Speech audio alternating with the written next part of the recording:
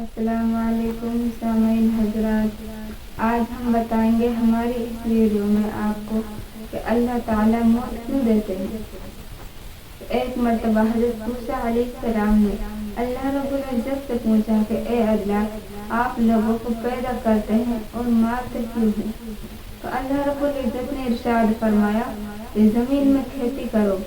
تو حضرت موسیٰ علیہ السلام نے زمین میں گندم کی فصل کاشت کر دی۔ کچھ عرصہ کے بعد فصل پک کر تیار ہو گئی۔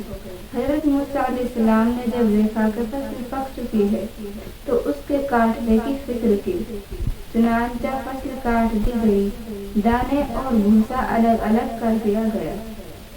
اللہ تعالیٰ نے پوچھا کہ اے میرے پیارے موسیٰ، تو نے گندم کو کاٹ کر دانے اور بھوسا الگ الگ کیوں کر دیے؟ عرض کیا کہ اے میرے پروردگار، فصل پک چکی تھی اس لیے میں نے کاٹ دی ہے۔